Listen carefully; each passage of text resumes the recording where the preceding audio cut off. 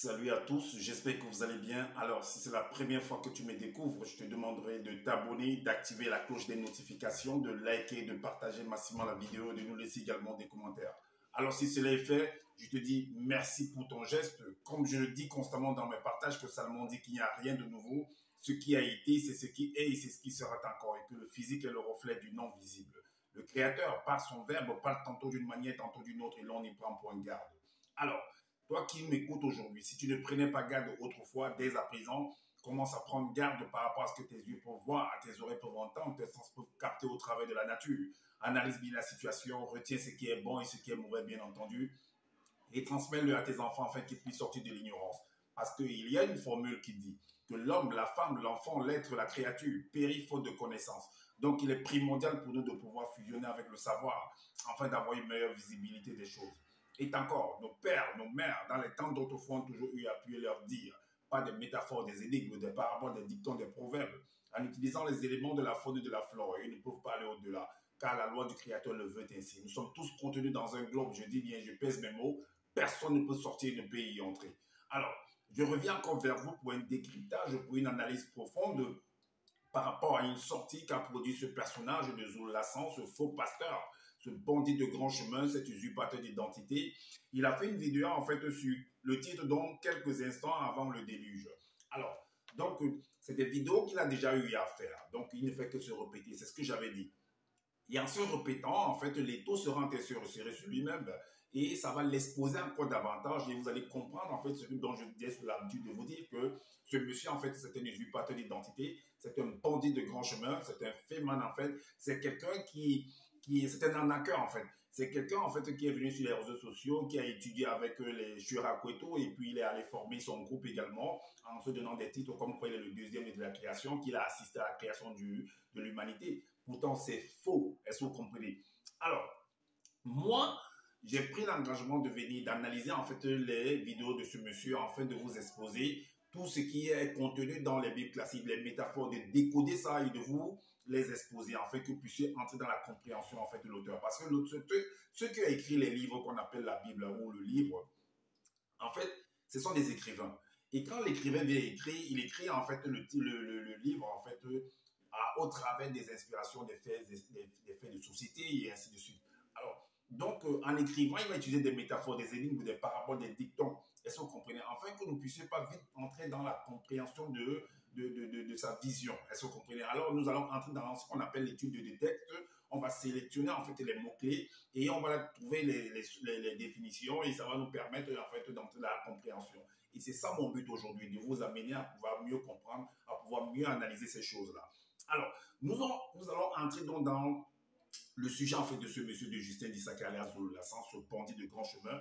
Et vous allez comprendre en fait une fois de plus, parce que dans son vidéo, il s'est appuyé en fait sur Noé, que lui il appelle Wumse, Noé. Alors, donc c'est juste une traduction, hein, parce qu'il a regardé en fait dans Google ce que signifie Noé, et il est donc allé traduire en sa langue douala, ça signifie Wumse, qui signifie le repos. Parce que Noé signifie le repos, le repos. Et en langue douala, ça signifie Wumse, c'est-à-dire le repos. Alors, il n'y a rien je sais pas, de mystérieux là-dedans. Donc, vu que le rapport, il a parlé du déluge et Noé a un rapport avec le déluge, on va donc voir la moralité, on va donc voir en fait la personnalité, la moralité de ce personnage de Noé, pour savoir si réellement, selon ce que lui il est venu expliquer, que les anges, parce que lui dit que les anges n'habitent pas sur la terre, que ceux qui ont les titres, les créatures qui ont les titres de anges, entités, je ne sais pas, donc n'habitent pas sur la terre, n'ont pas été créés sur la terre, ne vivent pas sur la terre. Donc, c'est des êtres qui sont venus d'ailleurs, qui sont venus voir un personnage qu'on appelle Noé, et l'ont demandé de fabriquer en fait une hache, soi-disant le créateur, soi-disant Dieu, que lui l'appelle Loba, devrait envoyer une inondation qui devait détruire toute la terre. Et je dis que c'est faux. C'est faux. Est-ce que vous comprenez? C'est faux. Analysez. Il n'y a aucune inondation de pluie qui est tombée sur toute la terre. Ce n'est pas possible. Il y a les Katrina, il y a des trucs qui se passent dans tous les pays, et toutes les pluies, et ainsi de suite. Donc, ça a des différents noms. C'est une sorte de... Et le déluge, en fait, tu peux le décrire, tu peux définir ça comme tu veux, en fait. Alors, donc, on va donc voir, en fait, si on pouvait venir voir ce personnage de Noé et lui dire de fabriquer une telle chose, quelle était d'abord sa moralité. Est-ce que vous comprenez? Pour pouvoir fabriquer, pour pouvoir être assisté par des personnages surnaturels et ainsi de suite, tels qu'il veut nous faire comprendre. On va entrer dans les détails et vous allez voir, analyser, écouter cette vidéo jusqu'à la fin et partager massivement cette vidéo aussi, afin de faire connaître les postures de ce monsieur de Zulu Lassan. C'est un bandit de grand chemin. Et vous qui écoutez ma vidéo, vous allez croire que d'autres, par contre, pensent que peut-être moi, je suis là pour insulter, par exemple, le créateur. Non, non, non, non, non. Je suis là pour analyser ce qu'ils ont écrit. Ce qu'on a écrit, dans ce qu'a écrit les Bibles, moi, j'analyse. Et je vous apporte, en fait, ces éléments-là, en fait, que vous puissiez croire. Parce que d'autres disent que non, quand tu veux discuter avec eux, non, moi, je ne suis pas la fin de Dieu. Que, en fait, ils veulent rendre ça tabou. Non, on discute sur ça. Oui, oui, oui, on discute sur ça. OK. Donc, on va donc voir. Vous allez comprendre que Noé, que Zola, lui, la père Boum, était un alcoolique. J'ai déjà fait une vidéo sur ça. C'était un alcoolique. Alors, donc, on va venir voir quelqu'un qui est un alcoolique. Maintenant, on veut nous faire comprendre que donc c'est après que le déluge soit passé que lui, il a commencé à être alcoolique. Non, non, non. Il était déjà alcoolique depuis. Parce que le déluge n'a pas commencé, il était petit. Il n'était pas petit. Il connaissait déjà l'alcool. Donc, ce n'est pas qu'après le déluge, il a commencé à faire la vigne, tout ça. Non, il était déjà un soulard depuis. Vous allez comprendre. Alors, donc Noé était un alcoolique. Comment on va venir voir quelqu'un qui est un alcoolique, un ivrogne, pour lui révéler, pour le confier en fait des choses vraiment stratégiques, des choses de haute envergure. Comment vous pouvez faire ça? Alors, dans Origine, dans Genèse chapitre 10, au verset 6 à 8, Origine 10, 6 à 8, il est dit, 6 à 8, il dit, ce fut Noé qui, dégageant, ça c'est écrit, parce que ce que Zola a écrit, il a copié ça dans le livre de Fables d'Olivet, il a copié dans la Bible classique, il a copié également dans le livre Secret des Noms, il a copié dans le livre d'Alan Kardec. Est-ce que vous comprenez? Donc ça ne vous étonne pas que je sois en train de prendre son livre, c'est des choses qu'il a copiées dans d'autres livres. Puisque je n'ai pas ces livres-là en main, alors je prends son livre et je lis sur ça, donc ça n'appartient pas. Alors, il est écrit que ce fut Noé qui dégageant avec effort le principe volitif intellectuel, ça c'est un langage soutenu, hein. Mais ça ne veut rien, moi je vais vous expliquer terre à terre ce que ça veut dire. Alors, de l'élément solide, le rendit à la liberté et cultiva les productions élevées de la spiritualité. Mais, s'étant trop abreuvé de l'esprit de cette production, il enivra sa pensée et dans son exaltation se révéla au centre même et dans le lieu le plus secret de son tabernacle. Alors, le verset 8 nous dit, et se mit à voir d'étranges visions. C'est normal, donc ça veut dire que c'est comme quelqu'un qui va aller, par exemple, extraire du vin. Il va prendre le vin de palme, par exemple. Il va couper, par exemple, un palmier. Il va travailler le palmier. Il va extraire le breuvage, en fait, du palmier, qui est le vin de palme. Donc, il va tellement boire au point où il va s'enivrer. Et puis, quand tu es sous à un niveau très extrême, tes yeux vont commencer à tourner. Vous avez déjà bu de l'alcool. Si vous avez déjà bu de l'alcool, vous allez voir. Ou bien si vous avez déjà vu quelqu'un qui a bu de l'alcool, tes yeux vont tourner en fait. Quand vous buvez, la maison commence à tourner comme ça. Donc vous voyez comme si la maison était tournée en fait. Parce que vous êtes tellement sous. Donc vous allez commencer à voir des choses comme si c'était étrange en fait. Mais ce n'est pas étrange parce que c'est des choses qui existent autour de vous. Donc il a tellement bu. Alors que dit le livre de Zola toujours par rapport à la loi? Voilà quelqu'un qui est censé diriger en fait le peuple, qu'on a confié en fait des grands projets selon ce qu'ils veulent nous dire, mais qui est un alcoolique en fait. Alors, donc il était un alcoolique. Maintenant, allez savoir s'il habitait en ville ou bien il habitait au village, en campagne ou en métropole. Donc, allons, continuons. Qu'est-ce que dit Proverbe par rapport à l'alcool?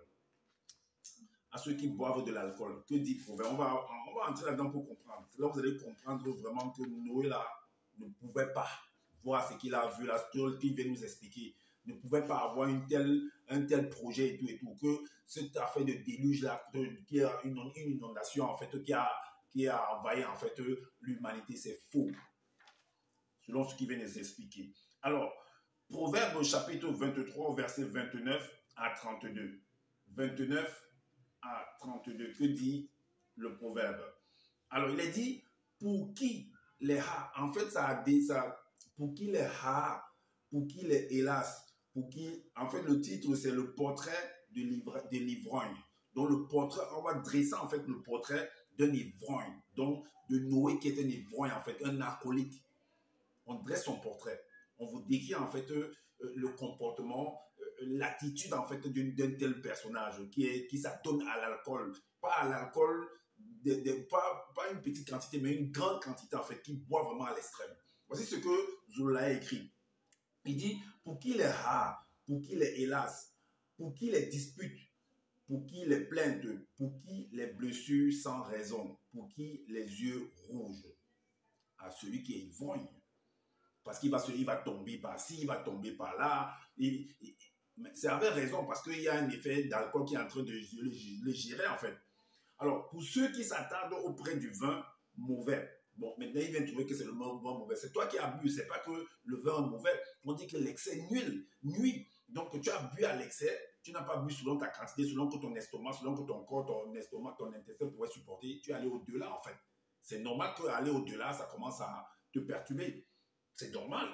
Alors, pour ceux qui s'attardent auprès du vin, pour ceux qui vont déguster le vin mêlé, donc c'est pour eux les haras, c'est pour eux les hélas, c'est pour eux les disputes, c'est pour eux les plaintes. Donc, tu t'imagines. Alors, les gens, je ne sais pas si les gens se sont posé la question que, mais où était sa femme pendant qu'il était? Était-il marié ou pas? Sa femme était où? Quand il buvait le vin, il se saoulait la gueule, comme on dit généralement au quartier. Sa femme était où? Peut-être qu'il n'écoutait même pas sa femme, c'est parce que sa femme était dessus en fin de lui. Est-ce que vous comprenez? Alors la suite dit quoi? Ne regarde pas le vin qui paraît beau d'un beau rouge, qui fait des perles dans la coupe pendant qu'on le verse en coulant aisément. Il finit par abreuver l'esprit et enivrer la pensée. Et là, les démons dragons occultes non visibles apparaissent afin de piquer et déverser leur venin. Donc, il veut dire par là que derrière le vin là, donc c'est les démons dragons qui viennent te piquer. Bon, c'est que lui, la sens, il aime les trucs des démons, tout ça, et puis sirène des eaux, il aime bien cette affaire-là. Ok, ça n'engage que lui. Alors, à partir du verset 34 à 36, il est dit, tu seras comme un homme couché au milieu de la mer, comme un homme couché sur le sommet d'un mât. On m'a frappé en disant, on m'a frappé, je n'ai point de mal. On m'a battu, je ne sens rien. Quand me réveillerai-je? J'en veux encore. Car tu seras spirituellement dans la coupe du démon anesthésie. Est-ce que vous comprenez? Du démon anesthésie. Et dans Proverbe 31, ça c'est le portrait d'un ivrogne. Proverbe 31, verset 3 à 4. Il est dit, le vin mauvais, le moule, n'est pas bon pour les rois initiés. Et vous l'avez nous fait comprendre que c'était un initié en chef consacré également, qui voyait les anges, ce que lui appelle les anges, dans des esprits, des êtres qui sont venus d'ailleurs. Pourtant, c'est faux. Est-ce que vous comprenez? Alors, les rois initiés, ce n'est pas à eux d'en boire, ni à ceux qui gouvernent de boire de l'alcool afin d'être ivres. Est-ce que vous comprenez le conseil? C'est le conseil d'un roi initié en chef consacré. Le vin mauvais, le moule, n'est pas bon pour les rois initiés. Ce n'est pas à eux d'en boire, ni à eux qui gouvernent, à ceux qui gouvernent, de boire de l'alcool afin d'être ivre. Noé, tu ne connaissais pas le proverbe là? Tu n'étais pas au courant du proverbe-ci, de cette loi-ci? Noé. Ok. Alors, la suite dit quoi? La suite dit que s'ils s'enivrent, ils oublieront d'appliquer les lois du verbe de l'Oba et trahiront les droits des pauvres gens. Est-ce que vous comprenez? Alors, Noé, toi qui on t'a demandé soi-disant de venir construire l'arche, tout ça et tout, les gens devaient venir, mais attends, comment tu vas faire pour construire ça étant ivre? Tu es en train de boire de l'alcool. C'est le genre de personne que quand on lui donne par exemple une charge, par exemple si c'est un technicien, quand il a bu l'alcool, il oublie même qu'il doit venir travailler. Il oublie qu'on lui a donné une charge en fait de venir travailler. Est-ce que vous voyez comment tu peux travailler quand tu es un alcoolique, un ivrogne? Alors, Origine chapitre 10. On revient à Origine. Chapitre 10, versets 10 et 11. 10 et 11. Il est dit, alors, Noé avait bu. Il avait tellement bu au point où, regardez l'effet, ce qu'il va faire quand il va, soi-disant, il va sortir de son alcool, ou il était vraiment sorti de son alcool. Et écoutez ce qu'il va dire. Le verset 10 et le verset 11. Il est dit, cependant, Noé étant sorti de son ivresse, alors connut ce qu'avait fait son fils Cham. C'est pourquoi Noé dit, béni soit Cham d'une double bénédiction et que les blancs et les sangs mêlés demeurent naturellement et génétiquement inférieurs à nous, la race noire. Ok, les blancs et les sangs mêlés, avec quoi avoir dans ton ivrognerie, dans ton ivresse? Pourquoi tu les mentionnes là-dedans? Pourquoi tu es chez toi, tu donnes la bénédiction à ton enfant, soi-disant, tu sors de ton ivrognerie, tu es un alcoolique et tu accordes la bénédiction à ton enfant? Quelle bénédiction? De quoi? De continuer de boire du vin comme toi? C'est quelle bénédiction que tu apportes? Et en donnant la bénédiction, soi-disant la bénédiction, tu viens mêler en fait les blancs et les sangs mêlés. Vous les noirs, là, même, vous avez quoi même avec les blancs et les sangs mêlés? Qu'est-ce qu'ils vous ont fait même en fait?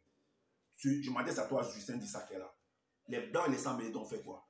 En plus, tu es chez eux en France là-bas et tu écris des bêtises dans tes livres. N'importe quoi. Alors, maintenant, Noé était-il vraiment protégé? Parce que Zoulavé nous fait comprendre que Noé était protégé en fait par les entités du grand ordre des choses, donc pas des êtres venus d'ailleurs, qui ne vivent pas sur la terre, que lui appelle les anges, les entités du grand ordre des choses. On va donc voir cela. On va voir si c'est vraiment le cas. Alors, dans Origine chapitre 9, au verset 1 et 2, il est dit, il y avait un homme noir initié, ayant des cheveux crépus sur sa tête et habillé d'un pagne, et avait des sandales à ses pieds. Il avait une très grande foi et une sainteté remarquable connue sous le nom de Noé. Une sainteté de boire du vin, d'être alcoolique, d'être un ivrogne. C'est ça une sainteté remarquable, vraiment. Et la suite dit quoi? Le verset 2. Il dit, cet homme était protégé par des anges extrêmement puissants et avait la capacité de voir le monde des esprits et communiquer avec eux. Ok, on va donc voir s'il était vraiment protégé. Mais il était protégé et quand il buvait du vin, on l'a pas, ces anges-là étaient au plus protégés. Parce que tu nous dis que derrière le vin mauvais, soi-disant tu appelles ça vin mauvais, qu'il y a des démons dragons qui viennent piquer les gens et tout et tout. Mais les anges là qui le protégeaient étaient stéros. N'importe quoi. Alors, le chapitre 10, et le verset 9, qu'est-ce que ça dit? Le verset 9 dit quoi? Le verset 9 dit que et Cham, qui fut aussi père de l'existence physique et matérielle, ayant considéré les mystères secrets de son père, extirpa le vin mauvais, qui est le venin des démons dragons. Vous avez compris que dans ce vin-là, parce que son père avait saoulé, on dit qu'il était protégé par les entités extrêmement puissantes, par les anges extrêmement puissants. Et malgré ça, il a quand même bu du vin. Et c'est son fils qui est venu extirper en fait des démons, le mauvais vin en lui. Donc, derrière le mauvais vin, on dit que c'était des démons dragons occultes qui étaient cachés derrière. C'était le venin en fait. Alors, donc, c'est le fils qui vient sauver le père. Les entités qui étaient extrêmement puissantes là, qui le protégeaient étaient où? Voilà pourquoi le psaume 91 va les trahir en fait. Va les remettre à leur place. Psaume 91, verset 3 à 6, dit quoi? Il dit que car c'est les entités qui te délivrent du démon, oiseau et des démons de la peste. Mais ils ne l'ont pas fait avec Noé. La suite dit que le verbe de l'Oba te couvrira de la grâce et tu trouveras un refuge sous sa puissance. Sa fidélité est un bouclier et une cuirasse. Est-ce que vous voyez? Tu ne craindras ni les terreurs des démons vampires de la nuit, ni les démons de l'épidémie qui volent le jour, ni le démon qui marche dans les ténèbres du sommeil, ni le démon de la contagion qui frappe en plein midi. Tu ne devrais pas aussi craindre en fait les démons dragons, le venin des démons dragons, parce que tu es protégé par les puissantes entités. Mais ce n'est pas le cas, parce que Noé, tu étais un alcoolique. Et c'est toi qu'on va venir confier la tâche de construire, soi-disant, une arche qui va sauver les gens d'un soi-disant déluge. N'importe quoi. Alors, le verset 9 à 11 dit quoi? Car ton verbe est un refuge, ô Loba, fais du verbe de Loba ta retraite. Oh, aucun malheur ne t'arrivera, aucun fleuve n'approchera de ta tente, car les puissants veilleurs ici d'au-delà du non-visible te garderont dans toutes tes voies selon le verbe. Est-ce qu'on l'a gardé, donc Noé? Donc, acceptons même que non, il ne buvait même pas avant le déluge, selon ce qu'il vient nous expliquer. Donc, lui, on va le délivrer d'une catastrophe. Et après l'avoir délivré, lui qui doit montrer le bon exemple maintenant par la suite aux autres, afin que, mais N'oubliez pas qu'il y a eu quelque chose qui s'est passé avant, hier. Donc aujourd'hui, mettons-nous sur le bon chemin. Restons demeurant dans le bon chemin. Mais lui sombre plutôt dans l'alcool. Il devient un alcoolique, un ivrogne. Et les entités puissantes remarquées, le poté ne sont pas là. Est-ce que vous voyez un peu ce que je veux dire? C'est pourquoi je demande qu'il faut toujours bien analyser les choses. Alors, donc, je vous prouve encore, je reviens encore sur le truc du grand ordre des choses, que soi-disant on dit qu'il a rencontré en fait des entités du grand ordre des choses qui sont venues lui dire que construit ceci, construit cela, c'est du n'importe quoi. Alors, l'Origine chapitre 9 au verset 6, il est dit quoi? Il est dit que, l'entité dit à une entité des mystères de sortie du grand ordre des choses, afin de dévoiler à cet homme noir initié, ainsi qu'à la terre, que l'heure de la grande purification par un grand cataclysme est proche. Donc on vient d'annoncer ça. Donc ils sortent du grand ordre des choses. Alors on voit où le grand ordre des choses se trouve. Parce que vous l'avez toujours nous fait comprendre que dans le grand ordre des choses, c'est hors du globe visible. Alors moi je dis toujours que c'est non, parce que lui-même il est écrit, il va vous démontrer cela par lui-même ses écrits. Alors, dans Origine chapitre 27, le verset 29 et 30, Zouloula lui-même vous démontre que le grand ordre des choses, c'est toujours sur la terre et nulle part ailleurs. Alors, donc, quand il dit que les entités sont sorties du grand ordre des choses pour venir annoncer à soi-disant à Noé que voilà ce qui va se passer sur la terre, mais ils étaient sur la terre tous. Alors, il est dit ici que Tindivi, Origine chapitre 27, verset 29 à 30, il est dit Jacob vit qu'une partie du chemin reposait dans le monde physique, tandis que l'autre partie atteignait spirituellement le monde des esprits. Et voici que les entités spirituelles d'une très grande puissance venant du grand ordre des choses, montaient et descendaient. Donc, ils quittaient de la terre pour monter et descendaient. Alors, allez comprendre, parce que si vous voulez monter, il n'y a que l'avion, il n'y a que des appareils volants qui peuvent vous porter et vous amener vers le haut. Et vous redescendez encore, parce que la loi de l'attraction voudrait que tout ce qui quitte de la terre, c'est l'évite en fait de redescendre encore, parce que tout est la terre l'attire en fait. Est-ce que vous comprenez? Alors, maintenant, dans Origine chapitre 9, verset 7 à 9, il est dit que et qu'il fallait qu'elle dévoile à cet homme initié la science de comprendre comment il doit échapper au mystère du déluge à un soulard. Donc tu m'as expliqué à un soulard, un ivrogne. Lui et ses enfants, ses sœurs et tous ceux qui honorent le verbe, la loi du verbe. En soulant là, il honorait la loi du verbe. Alors, qui n'ont point pris part à la fornication, à des vices contre nature, avec des bêtes, l'homosexualité et au lesbianisme. Donc, aujourd'hui, là, le lesbianisme n'existe plus. Tout ce qui est cité là, le cannibalisme, la sorcellerie, la divination, le meurtre, les viols, la sodomie et entre hommes. Donc, toutes ces choses n'existent pas aujourd'hui.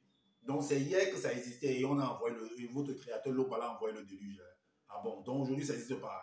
Envoyez encore le déluge, on voit non. Pourquoi ces hommes-là ne sont pas de retour aujourd'hui? Caïn a tué son frère. Vous n'avez pas envoyé le déluge. L'autre a pris, a fait la polygamie. Vous n'avez pas envoyé le déluge. Adam, selon votre mot, là, il a désobéi à votre Lobala. Vous n'avez pas envoyé le déluge. N'importe quoi. Petit manipulateur comme ça. Alors, dans Isaïe, on continue encore par rapport au vin, en fait, par rapport au soula. Qu'est-ce que le vin, Isaïe dit par rapport à ceux qui boivent le vin? Comme Noé à cet ivrogne-là. Qu'est-ce que Isaïe lui dit?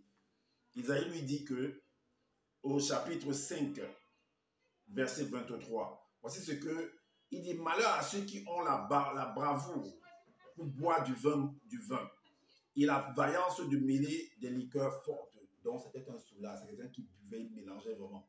Est-ce que vous comprenez ce Noé-là? Voilà, et Proverbe 23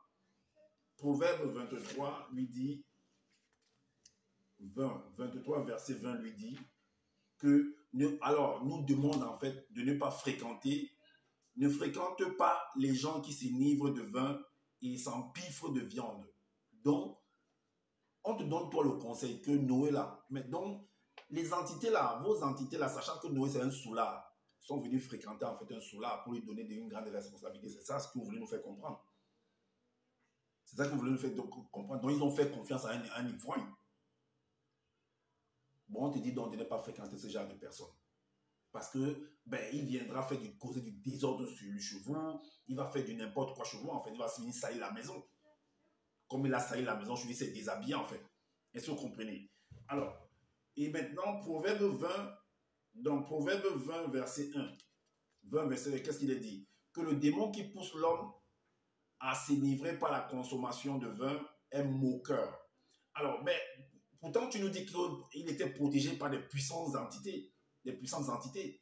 Mais comment le démon a pu venir, en fait, se moquer de lui? Est-ce que vous comprenez? Les boissons fortes sont tumultueuses. Quiconque en fait excès n'est pas sage. Donc, Noé, tu as fait excès, en fait, d'alcool. Donc, ça, on te dit, Zoula te dit dans son livre que tu n'es pas sage, en fait. Alors, pourquoi vous pouvez venir nous dire que Noé était un homme sage? Parce que c'est ce que vous avez écrit dans Origine chapitre 9, que Noé était un homme sage. Origine chapitre 9. Donc, je ne vais même pas entrer même dans les versets du délire, parce que c'est du n'importe quoi, en fait. Il suffit seulement de décrire la personnalité de Noé là, et vous allez comprendre que la suite, en fait, c'est du n'importe quoi. Ça renverse, ça casse tous les codes qui peuvent suivre après, que Zola a pu dire après. Alors, on dit que celui qui boit de Nefoukan, parce que ce n'est pas un homme sage, en fait, celui qui s'enivre, en fait. Parce que vous nous avez fait comprendre, Zola, tu nous as fait comprendre dans Origine chapitre 9, au verset 3, que Noé était un homme sage. Ouais, ça, il avait également une connaissance et une science hors du commun. C'est ce que tu nous dis. Que Noé avait une connaissance et une science hors du commun. Est-ce que vous voyez? Or, on nous dit que celui qui s'enivre, en fait, n'est pas sage. Et qu'est-ce que Galate dit? Pour clôturer, Galates 5, 21, puisque ce n'est pas mentionné dans ton livre là-bas, moi je le prends dans les Bibles classiques. Galates 5, 22, 21 dit, 5, 21 pour clôturer, dit l'envie, l'ivrogne, les excès, l'ivrognerie. Donc Noé c'était un ivrogne. Alors il est dit que ben, ceux qui sont des ivrognes, des alcooliques, en fait, n'hériteront pas le royaume de Dieu. C'est ce que ça a écrit. Ce n'est pas moi qui ai écrit, hein. Moi je ne fais qu'analyser. Donc Noé, je ne comprends pas que soi-disant des personnes venues d'ailleurs devaient venir te confier en fait une tâche croyable. Donc ton créateur de votre loba, il confie seulement la tâche à des ivrognes de venir accomplir en fait des actes spectaculaires. C'est ça. On te dit donc que tu ne n'hériteras pas le royaume de Dieu, de votre loba. C'est ce que ça dit, le livre dit. Alors, moi je dis toujours que moi je suis là pour analyser et vous apporter tous ces éléments afin que vous puissiez comprendre que ce n'est qu'une manipulation, en fait. Est-ce que vous comprenez? Alors, donc, n'ayez pas peur de ces choses-là. Il y a des gens, en fait, qui viennent, qui essayent de vouloir m'arnaquer. Quand ils me voient, ils croient que peut-être que j'ai trop d'argent, tout ça et tout et tout. Ils vont essayer de prendre, par exemple, mes vidéos pour essayer de m'extirper, de me soutirer de l'argent et tout et tout. Mais vous m'amusez, hein. Vous ne savez même pas à qui vous avez affaire. Hein. Venez toujours. Vous ne savez même pas à qui vous avez. D'abord, vous demandez l'argent à qui même? Vous pensez que j'ai l'argent? Quand vous voyez, vous pensez que je suis un milliardaire ou quoi? 5 francs, vous n'aurez pas. Parce que je n'ai pas d'argent. Moi, je cherche l'argent. Je fais des vidéos pour gagner de l'argent sur les réseaux sociaux. Je ne suis pas là pour arnaquer les gens. Est-ce que vous comprenez? Alors, donc, celui qui fait ça, vous envoyez des gens, vous venez faire des vidéos, vous venez en profit de femmes pour pouvoir peut-être me soutirer des vidéos, aller venir demander de l'argent après on dit que vous allez publier. Si vous avez des vidéos de moi, allez publier. Je veux même ça. Allez publier. Moi, je cherche même la visibilité.